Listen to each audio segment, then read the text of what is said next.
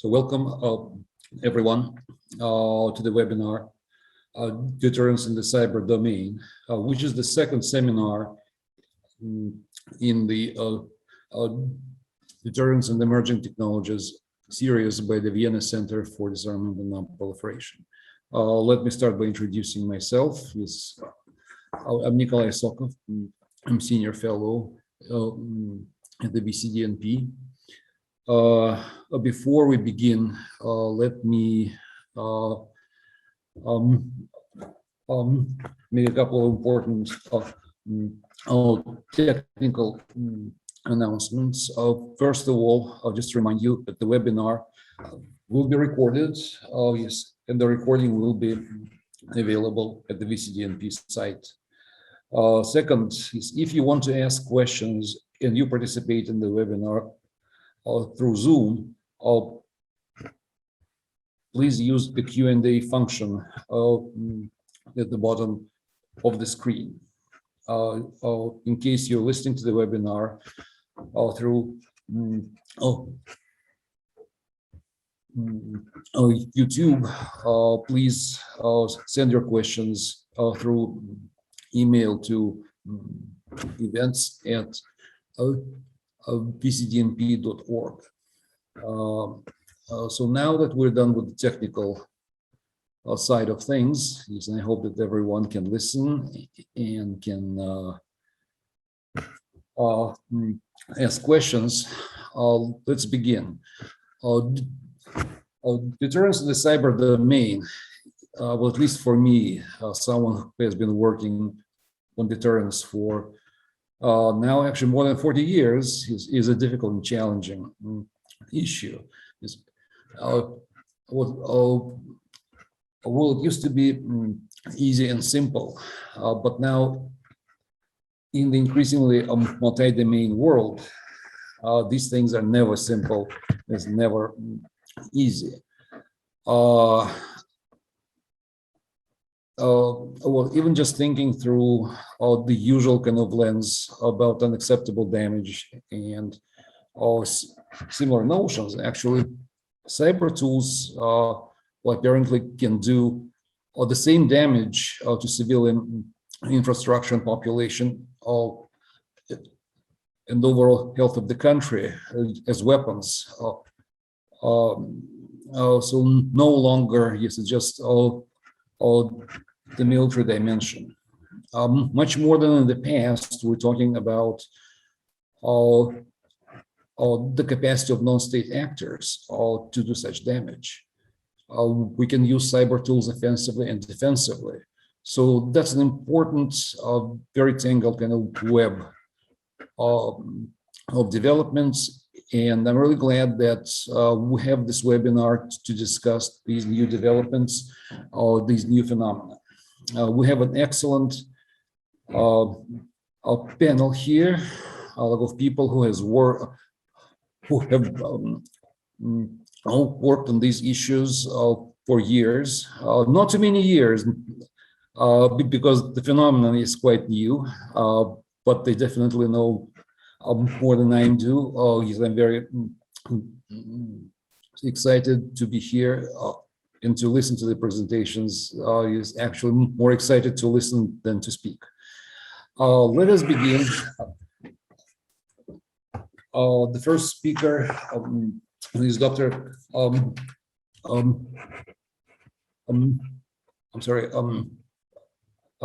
Melissa Griffith, who is now the Senior Program Associate at the Woodrow Wilson Center's Science and Technology Innovative Program.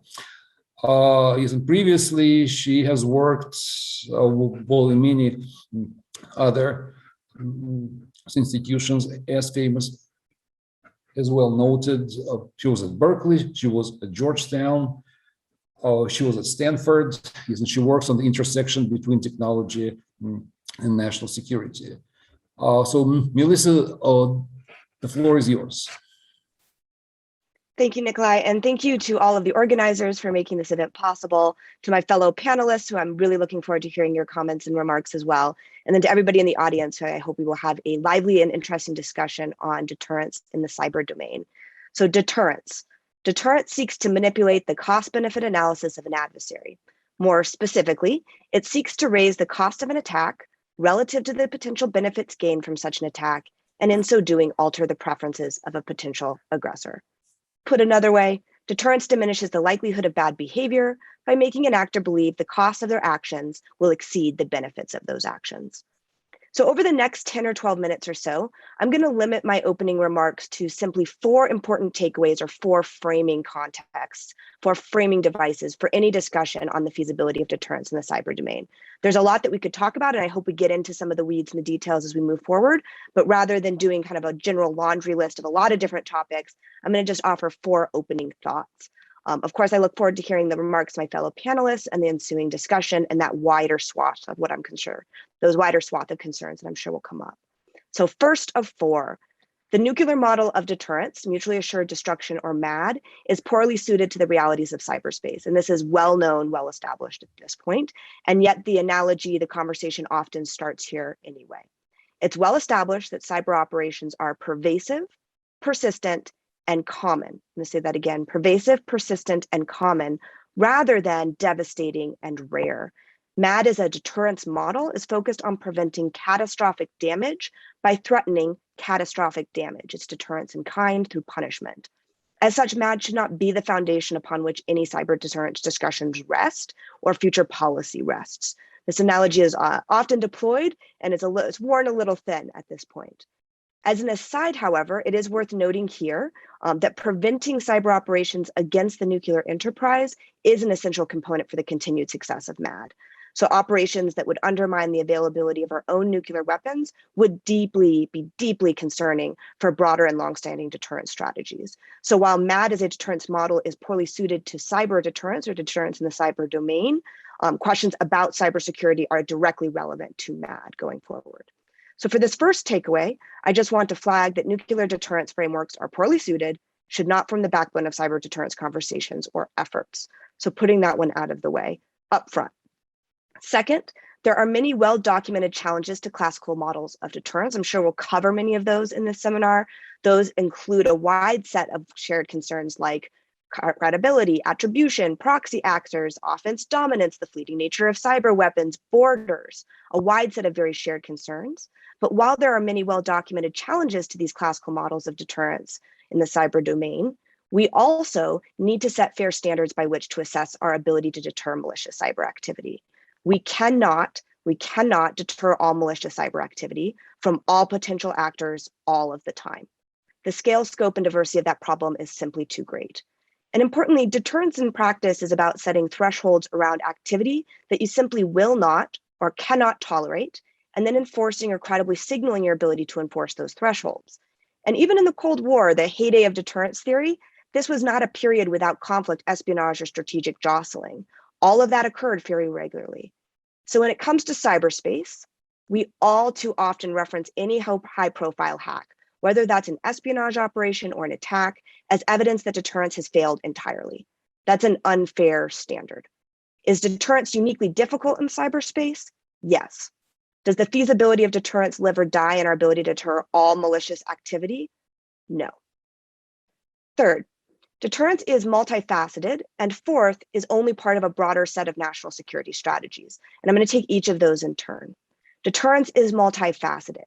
It is not a one-size-fits-all strategy, though it is often simplified into that kind of singular mechanism that focus on MAD, punishment in kind to avoid catastrophic damage. In fact, there are a diversity of potential deterrence mechanisms. Classical deterrence focuses on 2 such mechanisms, punishment and denial.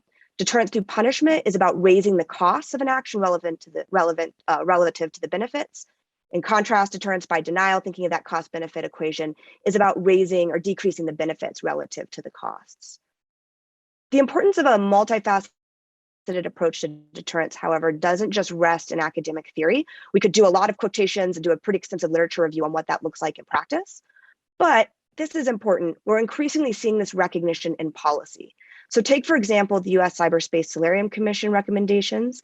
They not only recognize this multifaceted nature of cyber deterrence, but they specifically built into their recommendations what's called a layered cyber deterrence approach. That layered cyber deterrence approach includes the ability and concerns around shaping behavior, denying benefits, and imposing costs. Again, we're moving beyond that punishment in kind imposing cost model that we see often at the heart of cyber deterrence challenge conversations. In addition to the discussion of mechanisms for deterrence, this punishment or denial, any conversation on cyber deterrence should also acknowledge the diversity of potential goals of that deterrence. And this matters just as the mechanisms face very different sets of challenges, as do the goals. The goals can be specific or general, absolute or restrictive. So MAD is developed, for example, as a form of absolute deterrence against a specific adversary. But deterrence can also be more general and less absolute. So instead of focusing on eliminating certain types of activity entirely, we can focus instead on reducing certain types of activity without eliminating them entirely. And this is a long-standing form of deterrence in its own right as well. In addition to these absolute versus direct and restrictive, we also have this direct versus extended conversation that sometimes is missing from any cyber deterrence conversation. Direct deterrence, that's when you as a state are concerned about your immediate interests and the threats you face. So the United States deterrence posture. An extended deterrence posture looks like what NATO has. You are concerned about deterrence for third parties. So mutual defense through NATO is an example of extended deterrence. And again, each of these face different challenges and different opportunities. And we're seeing these efforts, this recognition of a multifaceted deterrence reflected in policy. NATO, for example, is grappling with and continues to grapple with the ability to extend deterrence on behalf of partners and allies, that extended deterrence versus direct. So we need to broaden this aperture of deterrence, both in our academic discussions and in our policy approaches, and we're seeing that happen in practice. As Ben Buchanan has reminded us, deterrence in cyberspace is not MAD, it's a mosaic. And each component of that mosaic faces its own sets of opportunities and challenges. Fourth, and finally, deterrence is not and should not be considered a singular objective. It is part of a broader set of national security strategies and should be incorporated into that broader set of national security strategies.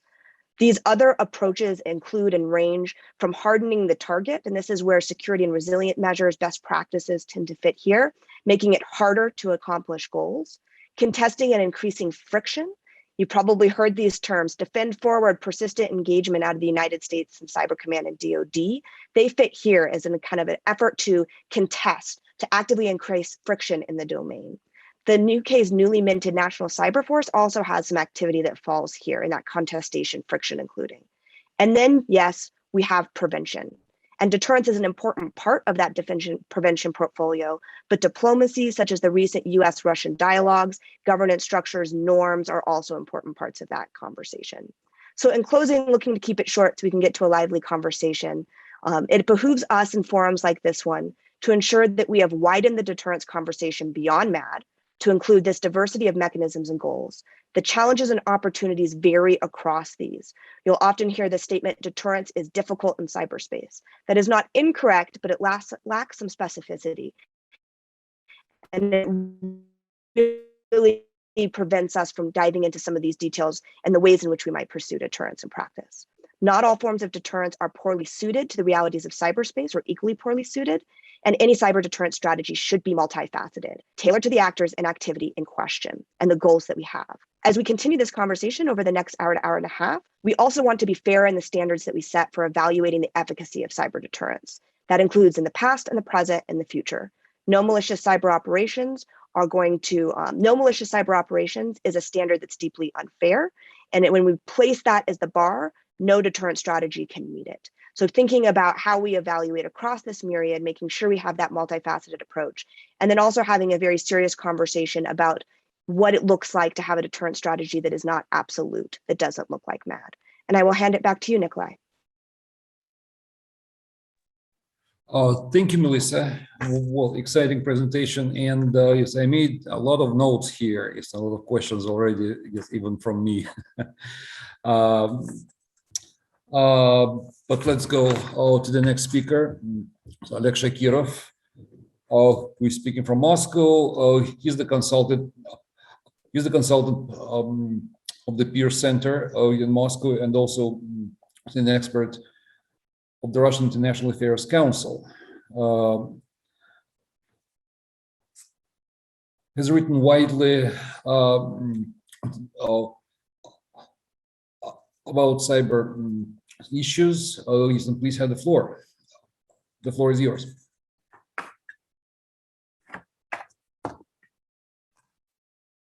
Thank you, Nikolai, and thank you, Beyza, for laying the groundwork for our discussion.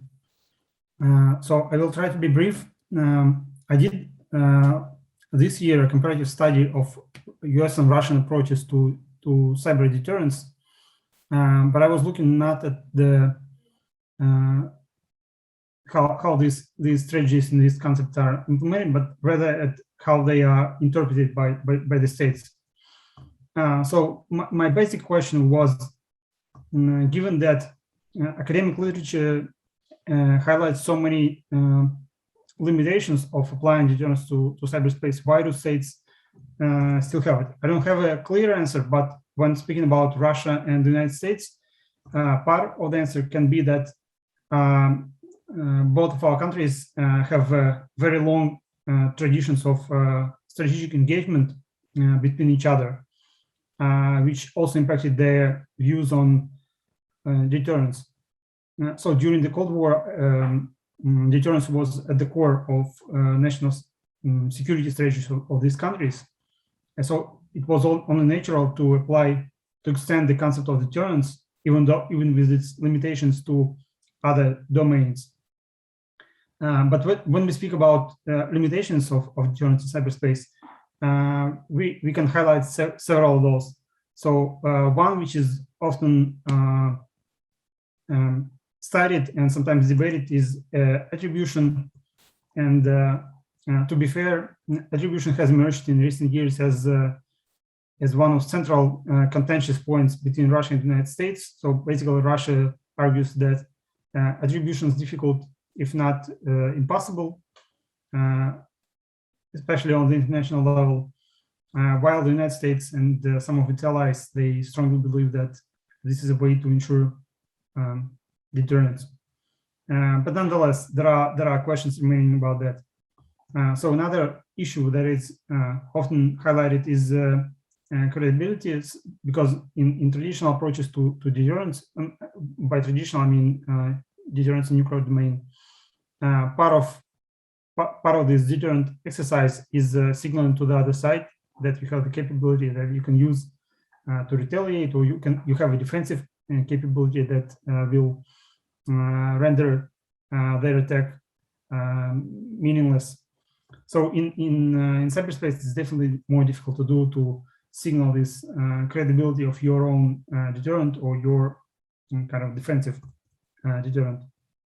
There is a lot of debate about the role of non-state actors, which was not the case when we spoke about deterrence in the nuclear age. Right now, major cyber actors like organized crime, like for example, ransomware groups who might target critical infrastructure, they can cause damage to comparable to the damage that might be caused by states. But is it fair to speak about deterrence vis-a-vis these kinds of actors? So I will not focus too much on the US approach to deterrence, but I will lay out briefly what are Russia's views on deterrence. So officially, as you might know, Russia does not use the term, at least in official documents, the term cyberspace or cyber attacks. Cybersecurity officially speaks about information security, information space, and this presumably covers a larger area. It includes not only so-called technical aspects of cyberspace, but also broader dimensions such as psychological effects, etc., etc. But nonetheless, we can think of it as a larger concept that includes cyberspace. So if you look at official Russian documents, we see that the term deterrence first appears in connection with the conflicts in this information space in 2014. And in that document, the military doctrine, as well as in other Russian official documents, the emphasis is made strongly on deterrence by denial, basically defensive measures. This might be beginning to change in some way because this summer Russia adopted the new strategy of national security, which briefly mentions that Russia will develop capabilities for not confrontation, but competition in the information space. So this could signal that there is a slight change and that Russia will be able to kind of signal some of its potential to use deterrence in this more kind of deterrence by punishment way. So another frequent mention in official statements of Russian diplomats is this focus that Melissa already mentioned on diplomacy, on norm making, and it's not coincidental because Russian diplomacy prides itself at the fact that it was the Russian delegation that kickstarted UN-based negotiations on information security back in 1998. So there is a long legacy of Russia acting as a norm entrepreneur, and in official documents and in statements, Russia presents itself as in such a role, and it also sees diplomacy and the international norm construction and norm development as a way to mitigate some threats. So what about this deterrence by punishment? Even though we don't see it enough in well, we virtually don't see it in official documents, and it's almost non-existent, which might be curious to some of you who haven't read the documents, but don't know about Russian cyber policy based on Western reports. But there are interesting statements from Russian officials, including from Russian top diplomat Andrei Krutskikh. He used several times the phrase that I actually used as a title for my paper. He paraphrased Alexander Nevsky, who was a famous Russian warlord from medieval Russia. And he said, "Whoever comes to us with the sword will die by the sword." And this is a paraphrasal from the Bible. So Krutskikh, several times he said, "Whoever comes to us with the cyber sword will die by the cyber sword," which is, if you read it literally, it is a proclamation of this deterrence by denial approach. But it's difficult to. It wouldn't be fair to argue that this is an official Russian approach, but it's important to know that this is part of Russian policy. Maybe one last observation that I would like to make is the one interesting phenomenon that I noticed is that Russian views on deterrence and American views on deterrence, they mutually influence each other. So in 2018, the United States adopted the National Cyber Strategy. It was the first such document in several years, and it was kind of a part of the package of Trump administration's strategic documents. In that document, Russia was put in the list of foreign threats to the United States in cyberspace. And interestingly, a year later, this document was used in Russia as a justification for the so-called law on sovereign internet in Russia. So basically, the argument of the Duma members who proposed that law was that we see that the United States acts aggressively towards Russia. They frame it, their rhetoric is aggressive, so they kind of they use deterrence in an aggressive way. And so that's why we need to protect ourselves better, and that's why we need to invest into a bunch of measures that would make the Russian national segment of the internet more secure. And there are many debates in Russia about what this law actually meant. But if you look at it from the perspective of this kind of cyber deterrence dialogue between Russia and the United States, it's quite an interesting example of how Russian approach was influenced by the US approach. And we see other examples of such mutual influences.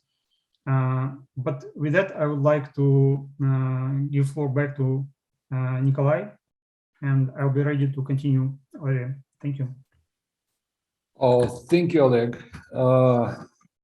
Yes, I also have a lot of questions with respect to your presentation. You raised a lot of interesting issues, but let's continue with our presentations. The third, the last, but definitely not the least, is Beyza Unal, the Deputy Director of the International Security Program at Chatham House. Informally, she worked with the Strategic Analysis branch at NATO Allied Command. Also,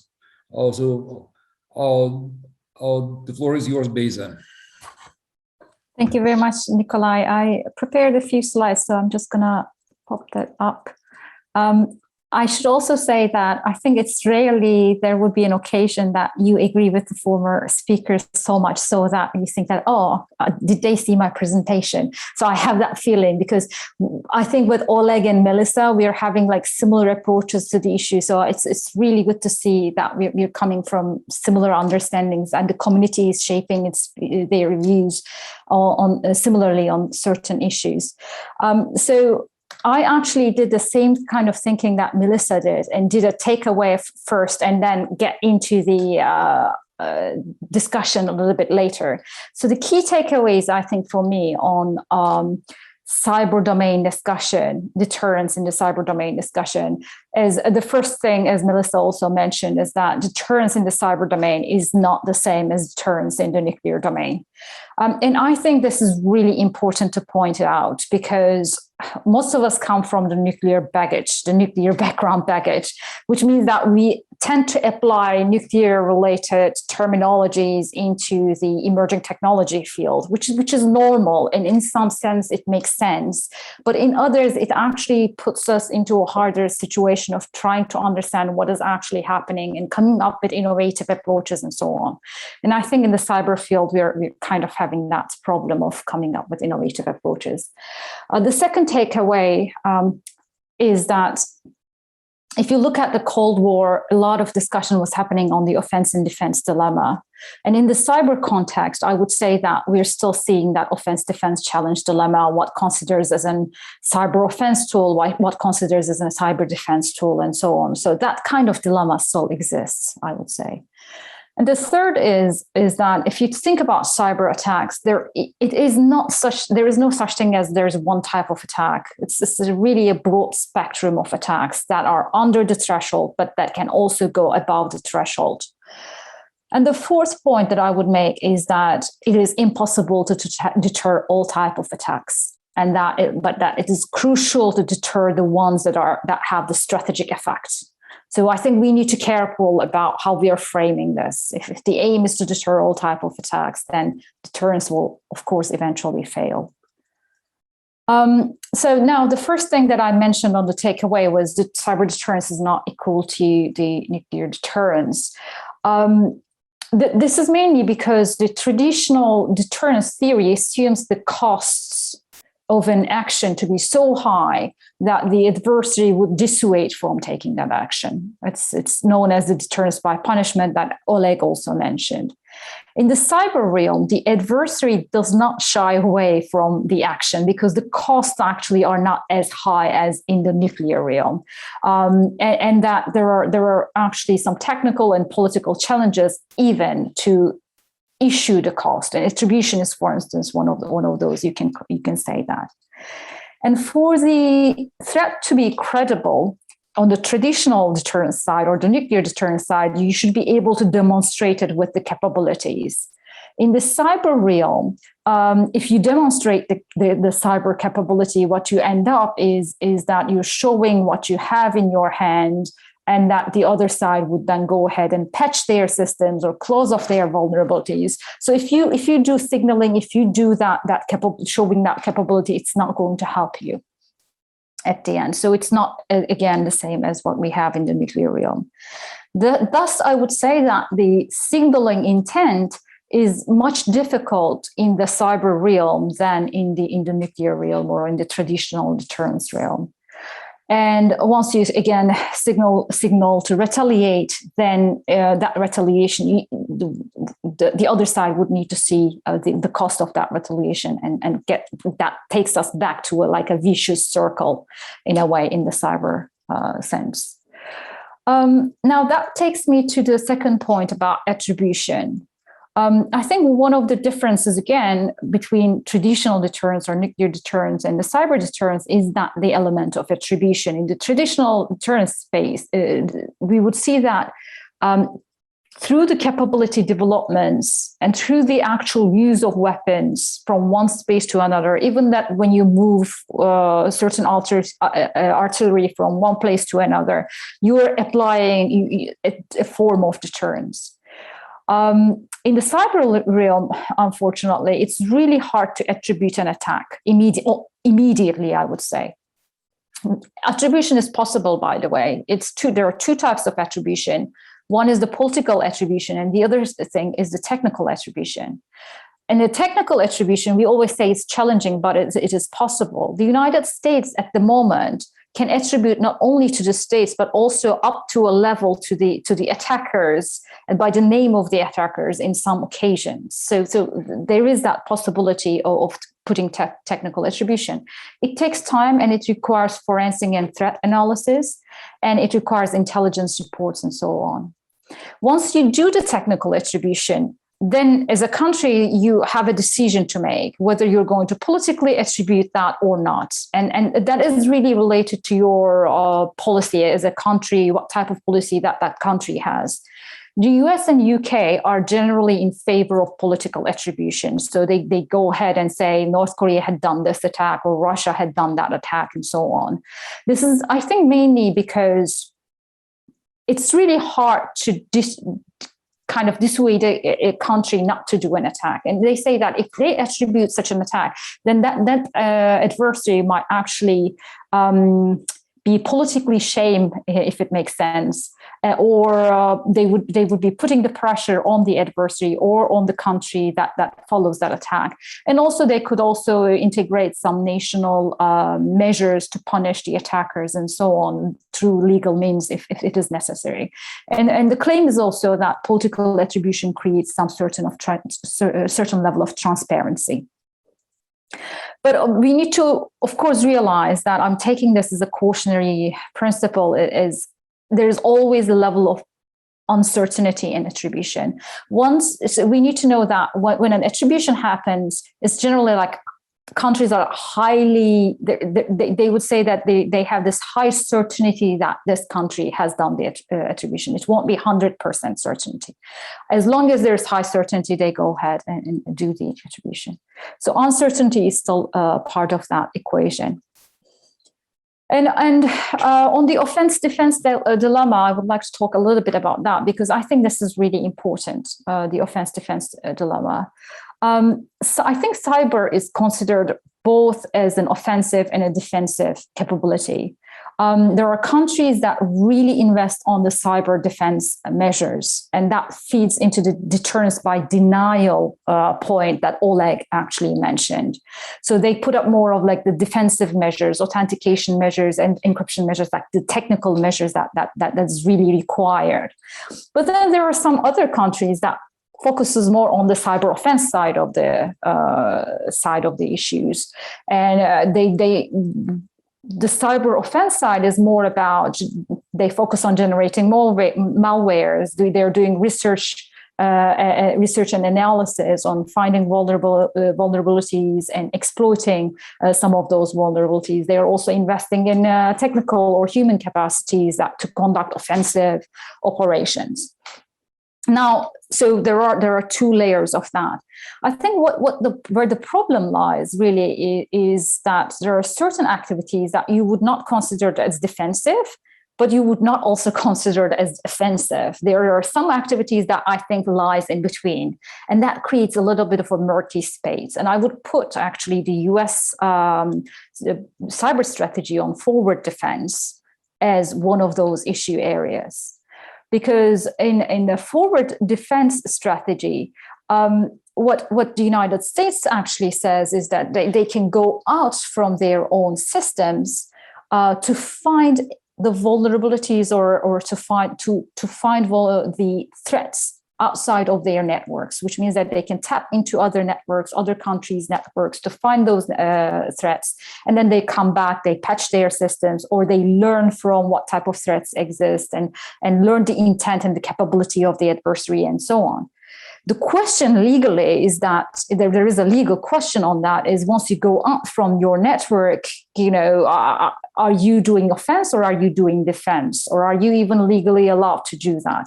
So there is that question that comes to in mind. And we need to also remember that it's not only United States that does this forward defense or offensive cyber capabilities.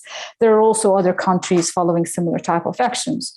When the space gets crowded or, in the future, it's going to be harder because it's going to be more, there's going to be more uncertainty that will be added in. Now we're talking about 5 countries. What happens 30 countries are going to do for a forward defense type of strategy? And we need to think about those today because it won't be the same kind of security environment that we will be relying on. I'm going to pass this slides very quickly because I know I'm running out of time.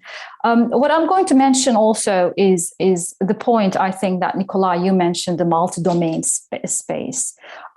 So far, we have not seen any cyber attack that had escalated to a level of conflict, to a level of warfare. And this, I think, led some decision makers indicate that cyber is not a strategic weapon or cyber is not a strategic tool. I disagree with that. I think that cyber attacks themselves may not trigger an armed response, or the probability of that might be low. But we can't kind of underestimate the value of cyberspace in the battlefield. And many countries, United States, NATO, and others are going for multi-domain operations, and cyberspace is key within all those operations. We need to also understand that the peacetime activity and wartime activity are quite different from each other, that states at the moment are applying self-restraint in most of their actions on cyber.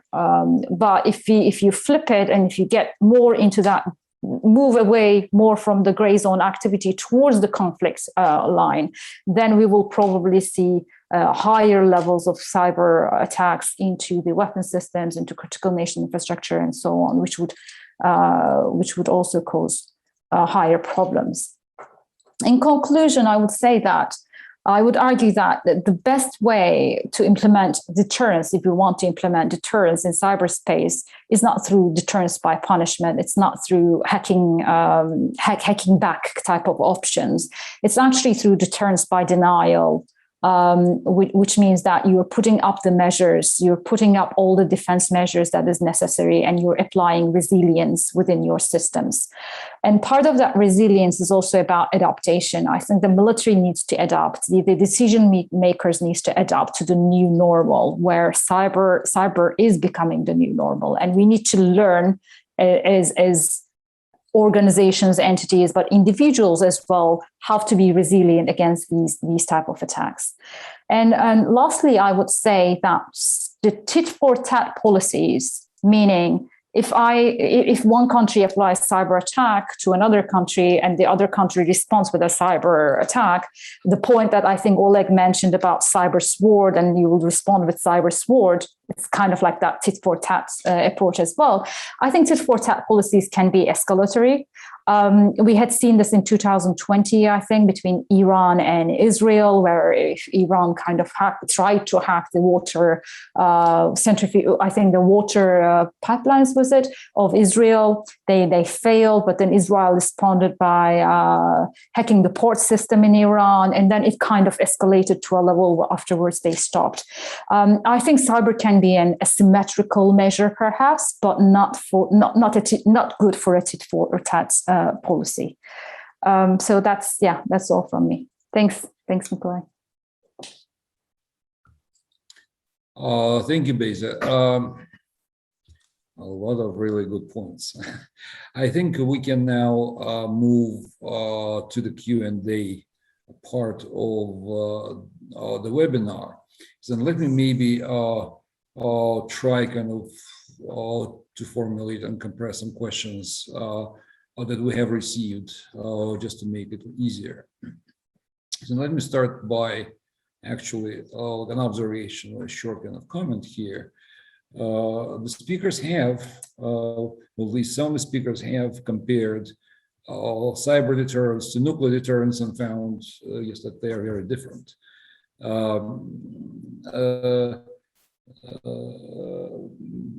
That has been very, very convincing, but just probably worth actually noting that nuclear deterrence itself is just a subset of a much broader field of deterrence. And one aspect that I think has not been very well kind of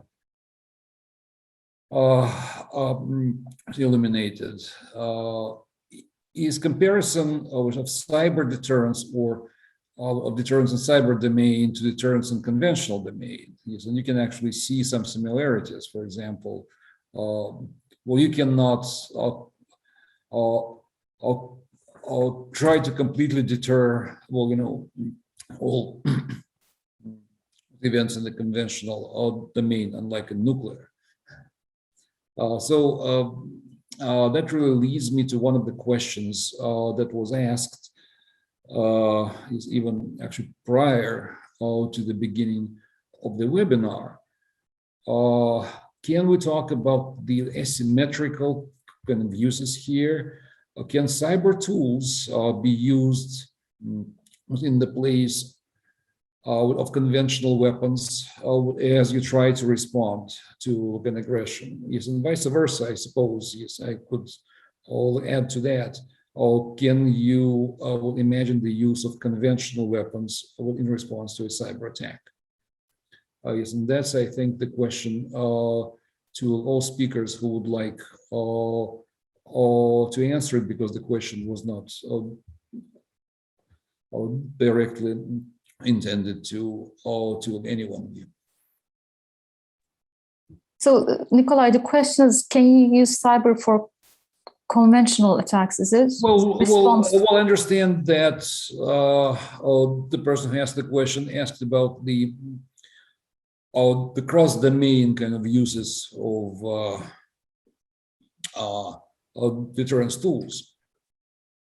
Yeah, so if I may go first, perhaps, and then we can turn to the other speakers. So I think that's actually the way that cyber works. It's more about cross-domain use, multi-domain use. And I would even say that asymmetrical use probably would work better in the cyber domain than any other domains. And that when it comes to response, countries use cyber as one of the option on the toolbox to respond to another country. I'm trying to remember this. I mean, if someone remembers it from the room, it would be good to highlight as well. I remember, I think that wasn't it Iran that shut down the US drone a few years back, and then I think it was Trump that ordered a cyber attack against one of the Iranian weapon systems. So I remember that this came out in the news a few years ago. So it was an asymmetrical response from Trump administration on Iran on a completely different angle. So it already goes ahead to a level. And also, I mean, we're seeing cyber as part of a gray zone activity. I don't think cyber is ever being constituted as like this big nuclear deterrence type of an activity. It's been always as like part of the hybrid warfare tool. And I think it will continue to be so. Yeah, I would love to jump in here. I think it's a really good question. And I think it comes up in a couple of different ways. One is when we think about cross-domain in the context of deterrence, and I think this is important, and a lot of countries have been very explicit about this. If they decide to go the punishment route, that does not have to stay in domain. So a cyber attack does not have to warrant a cyber response. And you can have conventional responses there in terms of military arsenal, but also things like sanctions. There's a wide array of responses. So there's a kind of cross-domain conversation. And there's I think some useful and fruitful work there seeing how cross-domain frameworks may get us out of some of these complications and challenges in kind of the more within domain punishment framework. So there's that conversation. I think the other conversation, and this goes back, I think, to the prior panelists, really great conversation about military operations and when this is folded in above and below thresholds. So if we're thinking about cyber operations within conflict, they will always be a part of any future conflict, that any state that has a credible and capable cybersecurity, cyber apparatus. And the same way that the United States doesn't go to war and then only use one of its DoD forces, right? We are across multi-domain, it will always be a part. And you see that if you're looking at things like ISIS and US operations against ISIS, cyber operations are a critical component of that, particularly targeting financial kind of components of the ISIS operations, and then also communication components of that. So the idea that we would leave that behind would be odd, considering it's one of many capabilities and has sort of a particular niche. I think when it comes to this, is it a substitute or a complement? It depends. So often we're talking about complementary operations. So ISIS would be an example of that, where the particular things that you do in cyber operations you cannot do with conventional weaponry. And that is helpful. You can have new opportunities that open up. When we talk about espionage, that's the scale, scope, duration type questions you see around espionage operations, leveraging cyber tools that has not been true when you're having to leverage human assets. So there is some like added benefit there. And then in some other cases, it has been believed to be more of a substitute. So if you look at the Stuxnet operation, allegedly, the United States and Israel against Iran and the Nanet's nuclear enrichment plant, there had been previous conversations about other ways of disrupting nuclear enrichment and the nuclear program within Iran.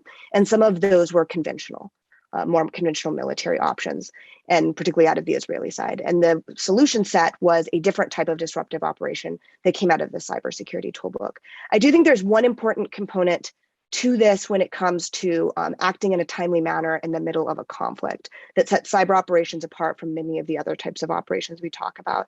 And that's the need for persistence in networks. It's the time aspect. We often talk about cyber operations as if they're incredibly quick, speed of light, rapid, rapid, rapid, very difficult to respond to. But that rapid component of cyber operations is far later in the life cycle. It's the action on objective components. The access to that network often took far more time and required very detailed understandings of those networks, specifically if you want tailored and very particular effects. And this is why when you hear about an operation, when there's breaking news about some malicious activity, that start date of when they're found in the network just keeps flying backward, further and further and further. Stuxnet is not a couple months operation, it's a couple years operation. So if you're looking at something that we haven't persistently engaged with, we don't have a presence on those networks, it's very hard for somebody, for example, in the US sitting in Cyber Command to say, yes, I can offer you this very tactical outcome, taking aside all of the concerns around being able to tailor those effects, which is a totally separate conversation.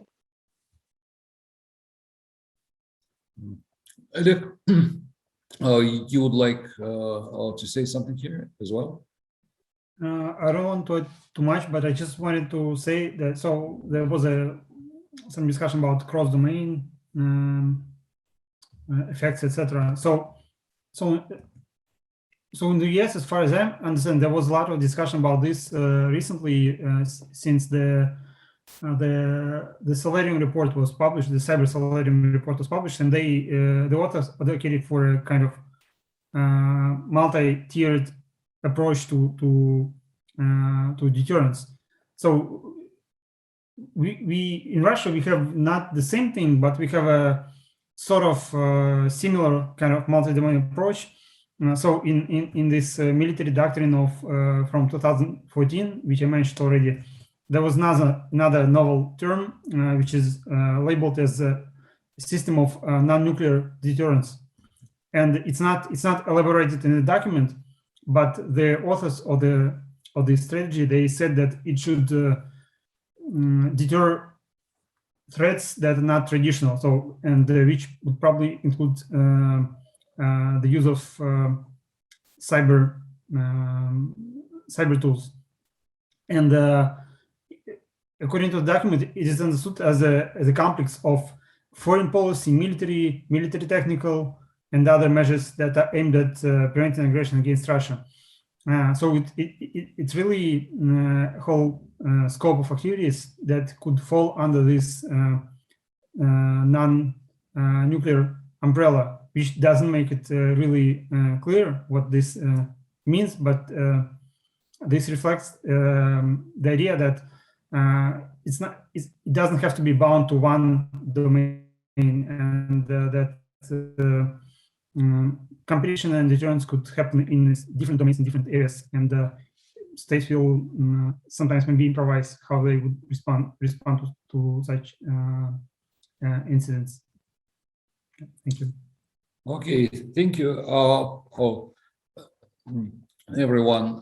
Next question is, once again, my observation from the three presentations has been that it appears that another big difference between nuclear deterrence and cyber deterrence is that nuclear deterrence is still kind of dominated by offensive weapons, whereas it appears from your presentations that the cyber domain is actually dominated by defensive weapons. So, well, there are two questions that I think that are relevant here.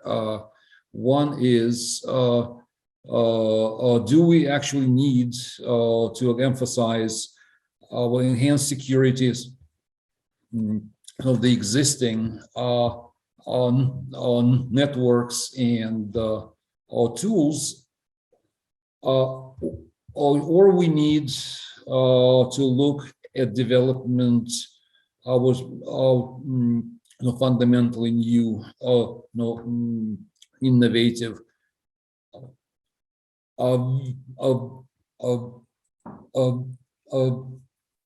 very high security kind of on networks and hardware, even software.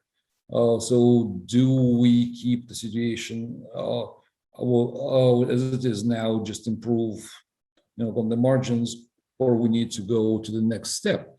But related question is, as militaries on all sides, in all countries, try to integrate their tools more and more, command communication, information, everything. Do we make the militaries more actually vulnerable, perhaps, to cyber attacks? One can easily see the advantages of high integration, but at the same time, quite possible that we make the militaries more vulnerable, and thus we weaken non-cyber, you might say, deterrence tools. And once again, these two questions came without specific attribution, so yes, I would welcome anyone to respond. Maybe I can take a first stab, and then I will hand it off for my panelists to sort of take it on the home run and bring it on in. So I'm going to do those in reverse order, Nikolai. I think the second question, which is thinking much more about this kind of integration components, or I'm sorry, I'm going to do them in the order that you provided them. This kind of conversation about the environment, and can you shift the environment, offense, defense, dominance. So nuclear weapons are sort of in some ways considered the most offense dominant space, but it's a little bit of a extension of offense dominance theory, in the sense that the ability to defend is very, very limited. So the offense has the kind of the real advantage. And this is why it's critically important in MAD to be able to have a second strike capability and to be able to carry that out in a credible and timely manner. So that time component is very abridged there. And particularly if you had really good defenses, if you're able to do denial really well, MAD would actually fall apart, right? Because your ability to deter and prevent is this second strike, is the capability there, and is the ability to sort of escalate. So it's like you get one or the other often with MAD, the denial kind of capabilities or this mutually assured destruction. Cybersecurity does not function that way, and cyber operations don't function that way, which is actually an added benefit. We talk about a lot of the limitations of cyberspace, but there's an added benefit there, which is this kind of idea that you can both bolster your defenses and think about a diversifying of the punishment portfolio for certain types of activity. I don't think we should be doing it for all types of activity, particularly above the threshold. And those two things don't contradict each other. They don't work in opposite directions, which is handy. The second part of that is this kind of inherent terrain question. When we think about offense, defense balance, it's sort of it was very terrain built, and it was the conversation about all else equal, is it easier to hold or take territory? And if it's easier to take, you're in an offense dominant world. And if it's easier to hold, you're in a defense dominant world. That sounds concerning. The reason we care about that dynamic is because if you're in that offense dominant world, you get security dilemmas. Escalation is far more likely. There's kind of an impetus to strike first. You tend to have far more conflict in terms of frequency. It's a less stable, much more aggressive world if you live in that space. The terrain in cyberspace is man-made. So it is widely agreed to be offense dominant, whether or not you are the technician, the analyst working at FireEye. Your job is harder on the defense than it is on the offense. And it is widely believed to sort of sit in that category. Easier to take territory than to hold. It's an attack surface question in terms of your capabilities. But, and I think this is important, there's a lot of effort now underway. Can you reshape that terrain to make it less offense dominant? And particularly if you're working with some of these really large platform companies, can you make our systems more resilient, defensible, and secure? That terrain is a baseline. And if we can do that, we can actually move that needle a little bit away from that offense dominant world, which is kind of a unique feature of this space. And I apologize, it's very early in New Mexico. Can you remind me of your second question, Nikolai? Well, let me actually recheck. Oh, yes. No, I actually think that you responded to both Wonderful. questions. I'll leave it there. So yes, associated question was, should we actually try to move to hyper kind of secure on networks, hardware and software, yes, actually to make countries a little less vulnerable. So I think just yes. So my answer to that would be yes. I think the other component of that question was, now that I'm recalling, apologies again, it's very early in the morning in New Mexico, the revolution in military affairs, networking of military technology. And in the 90s, that happened in the US, that happened in about the 90s. I think often this conversation is missing the recognition that we didn't do that just for kicks, right? Highly networked, software dependent systems have a lot of benefits for the security of the country and for security of a lot of countries. So it wasn't just sort of, this will be fun, we don't have to talk as much, we'll just automate a little bit more. There's real added benefits on that side of the equation that raised a whole series of security risks that weren't thought of at the time that are now being addressed. But I think this is why you see, so for example, very recently, Booz Allen getting a contract to try to address this in the Air Force in particular, and it expands out from there, thinking about how to secure platforms, military platforms and weapon systems that are increasingly connected and increasingly automated, and particularly highly legacy systems and those questions. So there's a real challenge there. But I wouldn't say that that means we should just completely go back to where we were in the 60s, 70s, and 80s, because there were real added benefits, both in terms of speed and lethality and targeting and of those systems and our ability to carry out complex operations at a distance. But you're right, there is that trade-off there. Well, that's actually quite fascinating that you also answered the question that I did not relay. Yes, that was the question that was asked, in fact, yesterday. Oh, yes, that's about the risks of attacks against nuclear command and control systems. So now we have actually three questions on the table. So yes, I would like to ask other two speakers whether you would like to weigh in. Yes, it was two questions, now three, but they're all. I can go ahead next and then turn to Oleg, perhaps. On the cyber offense and defense tools, I do not think, Nikolai, by the way, that cyber is more defensive. I think I pointed that out in my presentation, but I want to clarify that. I think it's more offensive. It is both offensive and defensive at the same time, just to clarify that. It is dominated by offense and defense because countries at the end, it's more of a choice for the countries. If a country wants to do a defensive measure, they still need to have a sophisticated cyber capability. That sophisticated cyber capability normally would allow them to go ahead and do cyber offense operations as well if they want to go ahead with that route. But they choose, some of these countries choose to stay more on the defense side of the equation and not to go outside of their network, not to conduct offensive measures, and choose that capability to use for defensive measures than offensive measures, if it makes sense. So that is, I think, the difference in a way between offense and defense in the cyber realm. And also, one of the things that is common probably with deterrence in the cyber domain is that we still do not know whether actually states have been deterred from following certain type of cyber attacks because following those attacks would be too escalatory. For instance, we haven't seen, at least on the open environment, of attacks to nuclear command control and communication systems, which is the third point, the third question.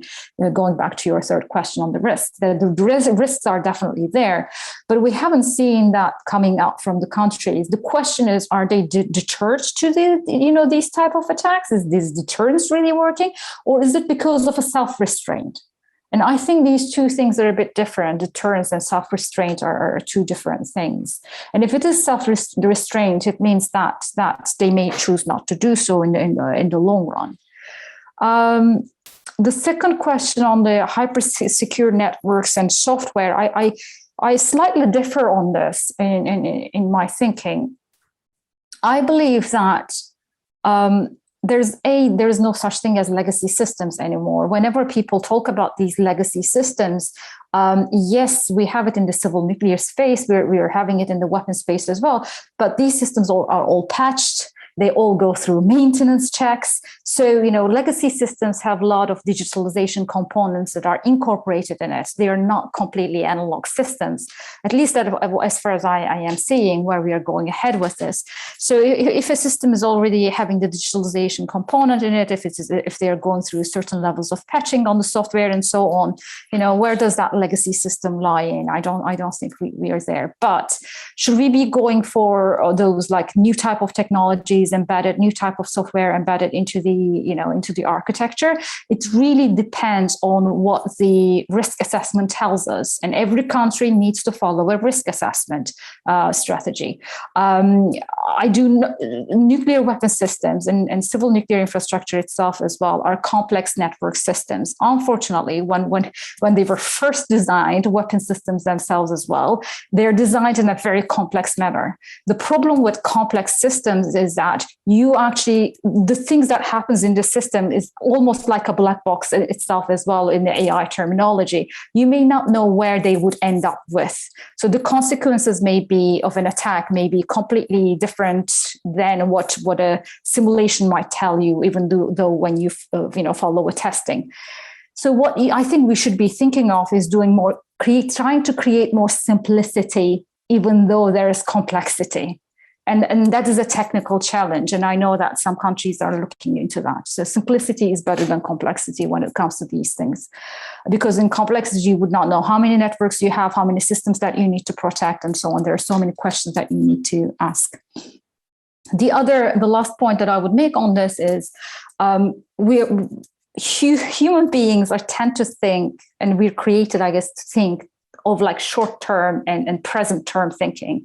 So we think issues through, threats through what happens today, but we need to apply forward thinking. And it's a bit hard to do that forward thinking. What are the threats of the future? What type of threats that might come from the future?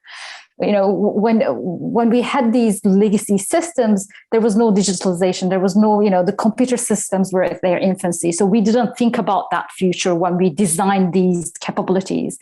It is the same fault if we do go ahead and apply this artificial intelligence, automation, and so on, without thinking about what type of threats we might see due to that integration of these systems into the weaponry itself. I am not saying we should not do it. I'm just saying we should be cautious of it, and we should do the risk analysis really well with future-proofing technologies. Yeah, that's all. Thank you. All right, thank you. Yes, and I can understand we'll refrain from answering this question. Several other kind of questions that, yes, I would prefer to group here. Now, one is, we all know that, yes, even like from the media, that cyber attacks can be very destructive to the civilian infrastructure, at least in the normal functioning of societies, of the ransomware and things like that. But we have not actually seen such attacks by states and state-sponsored entities. So does this mean the deterrence in cyber domain actually works, that it's already in action and seems to be quite successful? Related to that, let me recheck the question.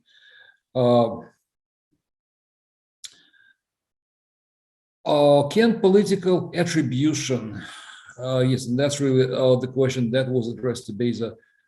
Can political attribution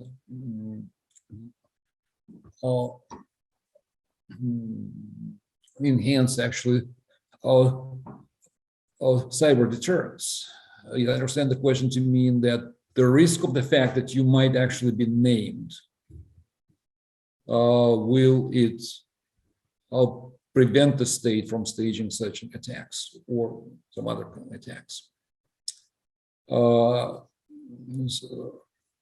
I wonder if you could actually try to answer these questions, and I'll have several questions later. We still got a bit of time left.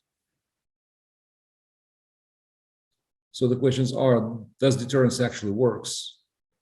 And the second, can political attribution actually? Is this for me, Nikolai, or is this for Oleg? Yes. It's for me. Oh, sorry, I thought Yes, it that's was for you. Oh, yes. Okay. Well, especially the question about the political attribution values, political attribution specifically. Yeah, sorry. I thought it was for Oleg. On the political attribution question, I think initially that's the reason why the US and UK had started to do political attribution. I mean, attribution itself, in order to deter certain activities. I don't think it's working. I think it's a good practice. So I think if you see it as a practice rather than a deterrence measure, it's a good practice. If you use as a deterrence measure, it really depends on the state that actually follows the cyber activity. If the state that follows the cyber activity values more of the benefits more of the attack itself, then actually the cost that comes with the attribution public shaming, then they would continue to conduct such activity, and they would not be dispersed from it.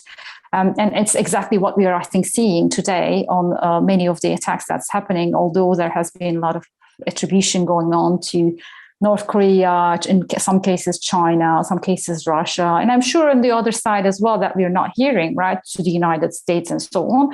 These countries still continue to conduct the same activities despite attribution. So I think attribution is a good activity on its own, and it should be seen as such, but it's not. I don't think it's working as a part of deterrence. So any other views on that? Yeah, I would maybe not respond directly to a question, but I would address some issues you previously asked and about whether deterrence works. So there is an interesting term that was used by Joseph Nye in his often cited article on cyber deterrence. He offered several types, and one was, if I'm not mistaken, it was deterrence by entanglement. So basically, by the mere fact that we are all very interconnected and the systems that connect us are complex, has this deterrent effect that incentivizes countries to restrain from launching really like destructive attacks. So it's really difficult to argue whether this plays a major role, but this can certainly play some role in explaining why there has been virtually no kind of major attacks that were kind of feared, and there are all these doomsday scenarios often spoken about in the United States about the cyber 9/12 or cyber Pearl Harbor. We can continue this list of metaphors, but all these metaphors, they assume some kind of catastrophic scenario, and we haven't yet seen those, and so this could be partly explained by the fact that at least governments understand that this interconnectedness, first of all, it benefits us all, and then it also renders states vulnerable and imposes some kind of self-restraint, maybe. So this is an interesting type of deterrence, and maybe it's because it's not a classic approach. It's more difficult to study it. But when I was thinking about your questions, I thought that I should definitely pay more attention to it. Great. Melissa, you want to say something? No? Okay. So let's move to several more questions, and they're actually quite closely connected here. Beyza, you talked about public shaming, yes, and the value of public shaming, but you also mentioned that it doesn't quite work. Yes, I have a provocative question here. But as we've seen, yes, not just in cyber domain, well, in chemical domain, for example, yes, and I just saw the news that at the OPCW, a group of states led by the UK will ask actual questions to Russia about Navalny, alleged poisoning, things like that. So the question is, does this public shaming, the public attribution work? Yes, let's put it like that. Can you actually demonstrate that your attribution is actually valid, yes, and is not politically motivated? So the challenges there seem to be quite considerable, because, well, if you cannot demonstrate that your attribution is valid, the other side will simply say no, or you're lying, yes, and in fact, our conflict might escalate. A related question that was asked in the beginning, in fact, of the webinar was, what should we try to choose as the best means of deterrence? The political tools, like development of norms and rules of behavior in the cyber world, or should we emphasize the technical means of deterrence, such as relevant hardware or software, the ability to block IPs and things like that? Yes, and the final third question in this package was, in the last couple of weeks, we've seen multiple reports about the ongoing US-Russian dialogue on cyber issues. Some successes have been reported. Is apparently the parties still disagree on some things. So is it possible to ask you, all three speakers actually to comment on that dialogue?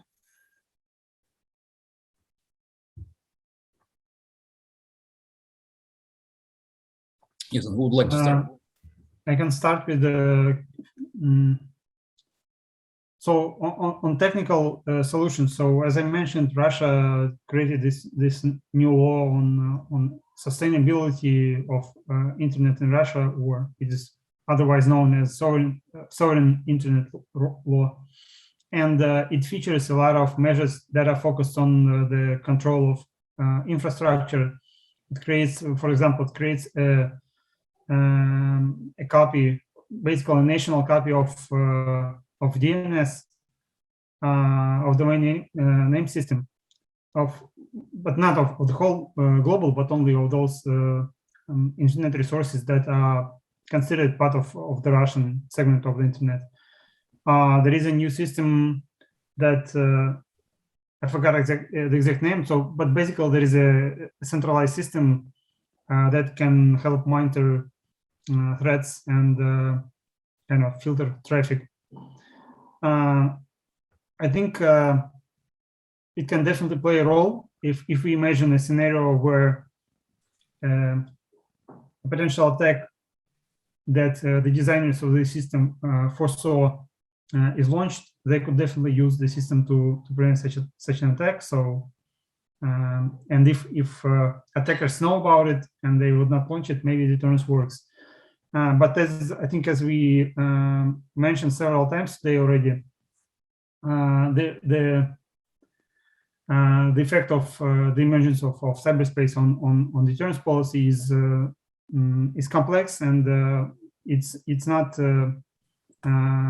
confined to one domain. So I think there is a limit to how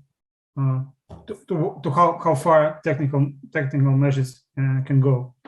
But this I don't mean to say that this should not be a priority. And in fact, I recently read an interview by French digital ambassador Henri Verquier, who mentioned that he shares the idea that Eugene Kaspersky put forward on secure by design, and he said that this is something that France is going to promote. So basically, a new kind of approach to coding that would make digital products more secure by design, and thereby contribute to your defenses. As for bilateral dialogue, so the few points. So first, it has been kept quite not secret, but very little details have been leaked to the public. What we know is that the United States wants to discuss primarily ransomware, preventing ransomware attacks. Russian diplomats many times said they are ready to talk about this, but they want a discussion to be broader. They mentioned several issues that could be included in this discussion. For example, military dimension of information threats, etc. But there seems to be no kind of tangible progress. So we've heard from Russian representatives that some information sharing was resumed between Russia and the United States, but the deputy head of the FBI said last month that he saw no indication that Russia changed its approach to fighting ransomware attacks. So I would say it's mixed. You could argue that only 3 months have passed, and compared to traditional arms control security dialogues, it's nothing. But then again, we are talking about this new sphere where everything is developing a bit faster, and so the expectations are for a much quicker result. So I hope that something can come out of it. From my studies of Russian-US engagements over the past 20 years, I noticed that there were there were 2 agreements in 1999 and in 2006 that were not kind of comprehensive agreements, but were something akin to software patches. So they were very kind of specific measures aimed at solving a particular problem. In 1999, it was a bilateral agreement to address the Y2K problem and how it could have impacted nuclear forces. And in the mid-2000s, Russia and the United States had an agreement on intellectual property, and it included provision on fighting internet piracy. So if we continue with this metaphor of patches or like small fixes rather than big fixes, we can definitely see some potential outcome of the current consultations.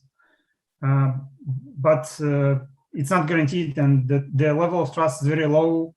Yesterday, we heard statements about suggestions to expel more Russian diplomats from the United States. So we have very little like diplomatic capacity to talk now. So I'm kind of moderately optimistic. Thank you, Oleg.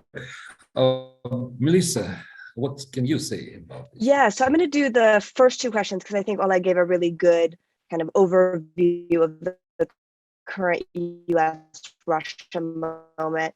So I think on the question of, did we focus on bolstering the security, resilience, and defensibility of our systems, or should we do kind of broader political norms building, governance, diplomacy type solutions? It's not an either or. And we should be doing both. We get very different things from those two different environments. They both have a lot of added utility, even on the norms. I know there's a lot of skepticism around sometimes diplomatic solutions, but even just putting players in the same room opens up a series of conversations, both formally and informally, that wouldn't happen otherwise, reduces uncertainty, and provides a lot of opportunities to address some of these challenges. So I think we can do both. The benefits of doing that technical security, resilience, kind of defensibility, which is also organizational at the same point, that work is you get double bang for your buck, which is the hardening of the systems, kind of decreasing the types and severity of attacks that you might see, or operations or hacks that you might see on the one hand, and at the same time, you're feeding into this deterrence by denial framework.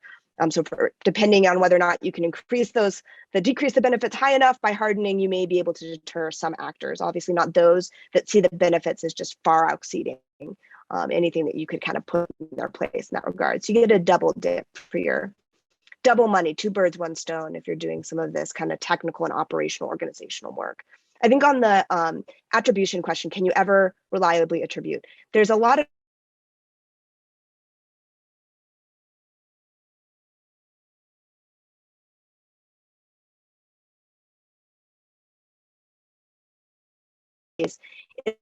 are actually very complex and detailed processes.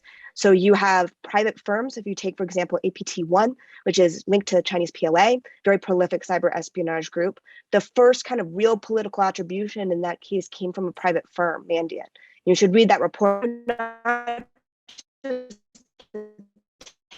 Tactics, techniques, and procedures, but all physical location, and are able to make a very clear kind of public-facing attribution. And you see private firms playing in that space, leveraging the visibility they have in these networks. They have space. You also see states more and more attributing together because they have very different information that they can necessarily share, particularly if they're relying on human or intelligence sources on that. But you see a lot of joint attribution now, which provides even more credibility to those statements, where you have 4 or 5 or 6 countries saying, together we came to a decision that this actor was X, and are able to attribute in that way. So I think there's ways to create more credibility, both in terms of diversifying the measures and the tools you have to attribute,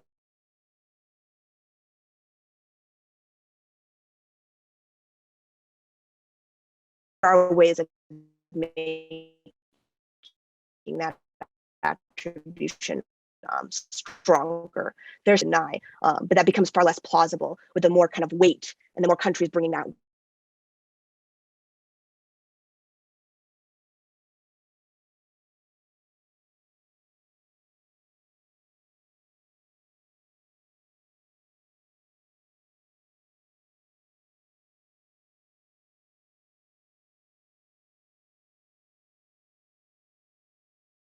I was also thinking, when the question came on deterrence, political attribution, is deterrence making sense? I was thinking it creates a pattern. It will create a term of which countries are doing what type of action. So the more you attribute, the more the data and the more the knowledge about that type of actors and what type of attacks that they conduct. public knowledge. And when it starts to become public knowledge, it's going to probably in the long run affect how the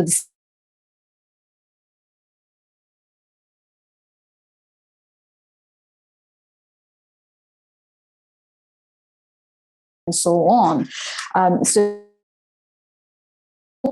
contributes in a way, I think, in the long run of where we are heading. And that's why I think technical solutions are key.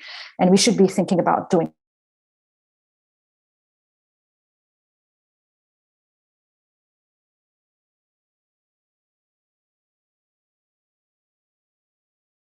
on different countries of what would constitute as, it should agree on like incident response, forensic measures, and so on. But should you include, for instance, motivation as part of the attribution package? Because if you add aspects like motivation or intent or of such attack, it becomes a little blurry, it becomes a bit subjective. But when you look at attribution, it's generally on 3 points. Either high attribution, you attribute it with high confidence, medium confidence, or low confidence. And if it is high confidence, basically it means that like beyond reasonable doubt, that is that actor who's behind those attacks. And countries generally showcase, how they went through certain things. They can't show the technical capabilities, because if they do show the technical capabilities behind the attribution, then it gets into the sensitive knowledge that country has of how they achieve certain information about the other states, and that's the hardest part, I think. On the US-Russia dialogue, on the strategic dialogue, I would just say that I'm not sure it's only about ransomware. I'm actually not sure whether the second working group, there are two working groups. One working group focuses on arms control as we know it, and the second working group apparently is going to focus on capabilities and actions that leads to strategic effects. I think that's what it was called. So for me, capabilities and actions that leads to strategic effects are emerging technologies. It's not only cyber. It can be anything that on the emerging tech portfolio that could lead to strategic effects. I'm just not sure that ransomware leads to strategic effects. It could lead to strategic effect, but it hasn't yet. So for me, it's more about, should you actually do actions to command and control, nuclear command and control, right? That is a strategic effect. And there has been a discussion on this among the nuclear weapon states, and also within the United Nations as well. There has been calls for, politically binding measures of not to attack nuclear command and control through cyber means and so on. Perhaps that could be part of that portfolio. Thank you. Beyza, just one moment. One small point here. The cyber dialogue, as far as I understand, goes in a whole separate kind of track from the strategic stability dialogue. So SSD's two working groups are all about the military kind of stuff. Because the cyber is separate, I think. Just a couple of words. So that's right. There are two separate processes, but it was mentioned by US officials that they want to discuss new emerging technologies in the context of strategic stability talks as well. So some issues related to cybersecurity might be discussed there as well. So it's interesting. And of course, there is the UN discussion going on with cybercrime and cybersecurity, which I didn't mention. But cybersecurity side is United States, cybercrime side is more on the Russia side, the open-ended working group and group of governmental experts discussions. Yeah. So I think we actually need to wrap up. Only 1 minute left. Well, I think we can actually borrow a couple more minutes, but I would like to give the speakers maybe time for closing remarks, and also is ask the question that came last. Yes, on the list of questions. Yes, and I found it interesting and provocative. So maybe you will also I'll address that like as a yes/no kind of thing. But as we strive for security from cyber attacks, is there a risk that the world come to many national internets? Is it possible that the cyber kind of field, the global phenomenon, might actually split? So as I open now the floor to final comments, yes, and let's do that within the order, opposite to the order of speakers. So please, Beyza, please limit your comments to Yeah, I think I mentioned most of the points, the important points in the remarks anyway. But on the internet, the splinternet question, I think it opens up like a huge, bigger question in here. It's beyond cyber. It's more about. It's a bigger challenge in terms of governance. It's a bigger challenge in terms of, is there an issue about democracy that we should be thinking about as well? I mean, Russia is favoring splinternet kind of discussions. United States, UK is favoring for like one internet and so on. Openness, transparency is part of those discussions. Is that it should be a one internet. But I think cyber is not only about internet. Cyber is all about digitalization.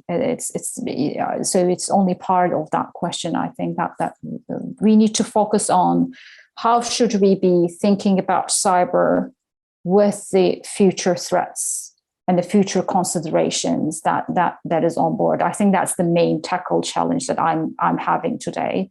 And how can we make decision makers to go beyond today's challenges? Because they're elected officials that comes for 4 years to 5 years frameworks. They only would like to focus on issues that are within the limits of their time frame due to election purposes and so on. But the issues, the national security issues, is a longer time frame, and we should be more focusing on resilience. We should be more focusing on future threats than only on today's threats. Thanks, Nikolai. Thank you. Oleg, the floor is yours. I think that this kind of fragmentation is already occurring in many ways, but it has certain limits, because if we want to keep using the benefits of the global information space, then you can't do it indefinitely. So and whereas previously we saw this kind of national kind of egocentric efforts at regulation only in kind of more authoritarian states, we now see them in all kinds of states. So I think the internet will be a bit more fragmented, but it will not become kind of different islands. Thank you. Now, Melissa, please, your closing comments. I will be very brief. So I think I'm going to second what was just said before me by both of the speakers around, yes, we are seeing increasing efforts to basically push for sovereignty and territory and to carry out national objectives, potential balkanization on the internet. But yes, for cyberspace more broadly, but yes, that has limitations given the benefits of interconnected digital systems. So I don't think we're going to completely bifurcate, but at the same time, we are seeing this kind of sovereignty reassertion of that kind of tensions. I think to sum up, for me, the deterrence conversation needs to be pulled apart from that more simplistic narrative of deterrence is challenging. We've moved past that conversation, and we now need to be talking about how we overcome those challenges and very specific types of deterrence against which actors, to what degree, in what circumstances above or below thresholds, and have those much more nuanced, like rubber hits the road conversations around the deterrence. And we're seeing that in both scholarship, thankfully, and also in the policy conversations of a variety of countries. So I take some heart from that. I think that is the correct direction to go. And then I would also like to foot stomp the kind of notion that we need to be thinking 10 years out and not just 2 years out. So we're often very reactionary in our policies, trying to address the challenges we have previously seen, not even necessarily the challenges of today, but the challenges of the previous 2 to 3 years. And we're now trying to solve those presently. but thinking about how we get ahead of some of the secure concerns that are coming up around emerging technologies, quantum artificial intelligence, 5G, 6G, greater automation, and get ahead of that kind of conversation as much as possible. There's that well-worn turn of phrase that the best time to have planted a tree was 10 years ago. The second best time is right now, right? If you've already missed that boat, plant right now. So I think thinking about that much more future 10-year, 20-year outlook so that we aren't being quite as reactionary in our policies. Thank you. I think it was a truly fascinating panel. And one takeout for me personally is that there is a lot of work in deterrence theory, a lot of new work that is presented by the cyber domain, that old kind of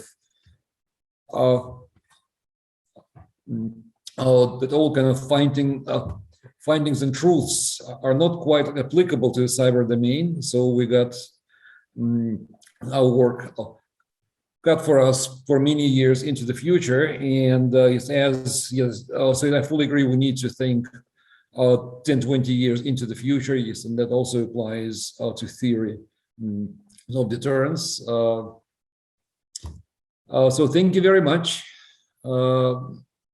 Yes, and I think we will now be closing the webinar, but I think it was an exciting discussion. Also, I personally learned a lot and have many more new thoughts. Thank you. Thank you very much, Nikolai. Take care, everyone. Thank you.